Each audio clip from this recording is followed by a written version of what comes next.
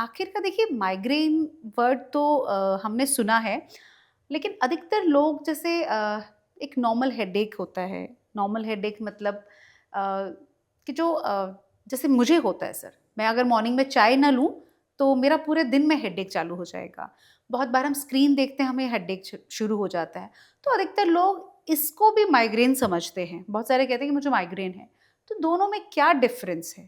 अ, अक्सर लोग यही सेम क्वेश्चन पूछते हैं, what is normal headache, what is migraine.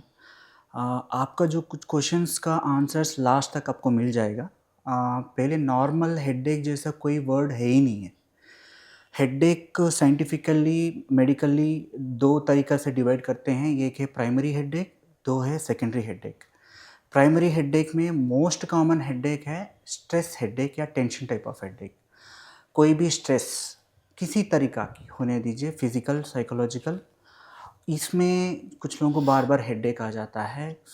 इसको टेंशन टाइप ऑफ हेडेक बोलते हैं। Specially the people who are having anxiety spells, hmm. Who having एक सफिशिएंट टाइम, एक शॉर्ट टाइम इंटरवल में बहुत ज़्यादा काम करना पड़ा। सो ऐसा लोगों को ऐसा हेडेक्स आता है। It is tension type of headache. It is most common headache. अक्सर बहुत सारे लोग शायद नॉर्मल हेडेक मतलब ये टेंशन हेडेक ही बोलते होंगे, हुँ। बट नॉर्मल हेडेक जैसा वर्ड है ही नहीं है। सेकंड है मोस्ट कॉमन माइग्रेन। ये माइग्रेन हेडेक का एक सफिशिएंट क्राइटेरिया, एक परफेक्ट क्राइटेरिया है। इंटरनेशनल हेडेक सोसाइटी इसका क्राइटेरिया बना के रखा है। Usually at least 5 episodes of following characteristic के साथ एक हेडेक आना चाहिए, तभी हम माइग्रेन बोलते हैं। सो टोटल 5 एपिसोड्स, यूनिलेटरल और बाइलेटरल, मतलब एक की तरफ मोस्ट कॉमनली, समटाइम्स दोनों की तरफ भी हेडेक आ सकता है। थ्रॉबिंग या पल्सटाइल हेडेक, थ्रॉबिंग मतलब एक काइंड ऑफ हार्ट बीट जैसा, जैसे फड़कता है, ऐसा टाइप ऑफ हेडेक है ये। और दूसरी चीज़ एसोसिएटेड विथ नॉजिया, वॉमिटिंग, मतलब उल्टी जैसा फील होना, कई बार उल्टी होना हुँ। हेडेक के साथ, या कई बार हेडेक आने से पहले, हेडेक आने के बाद भी नॉजिया, वॉमिटिंग हो सकता है।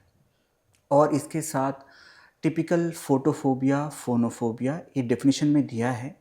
उसके साथ साथ दो और है, वो आस्मोफोबिया, समटाइम्स एनिमोफोबिया, जस्ट एयर एक्सपोजर, जैसे हम गाड़ी में जाते जाते वक्त हवा लगता है कान में, फेस में, जब फ़ैन के नीचे बैठते हैं, कई बार ये भी माइग्रेन के साथ एसोसिएट होता है।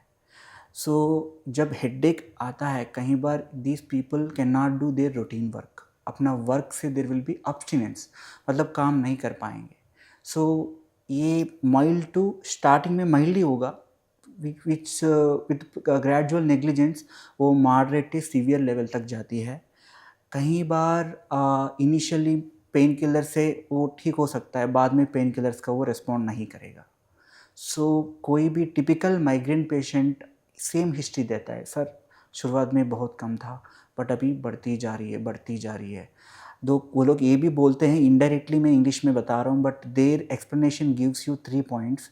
वन इज़ ऑनसेट, ऑनसेट मतलब माइल्ड से स्टार्ट होता है, या कोई ऑरा से, मतलब कुछ सिम्टम से स्टार्ट हो जाता है। वो लोग इसके साथ साथ माइग्रेन का जो स्टार्टिंग पॉइंट वो लोग बोल देते हैं। उसके साथ साथ ड्यूरेशन, मतलब कितना ड्यूरेशन था पहले, अभी बहुत ज़्यादा बढ़ गई, मतलब 4 घंटे से 3 दिन तक, 4 hours to 72 hours. Then they also say severity, पहले माइल्ड था, अभी बहुत सीवियर हो रहा है। देन ये लोग ये भी बोलते हैं एसोसिएटेड सिम्टम्स। सो ये सारे चीज़ पेशेंट खुद ही बोलते हैं। जब ध्यान से हम उनका हिस्ट्री क्लियरली लेते हैं, तो ऑटोमेटिकली सारे क्राइटेरिया का जवाब मिल जाता है।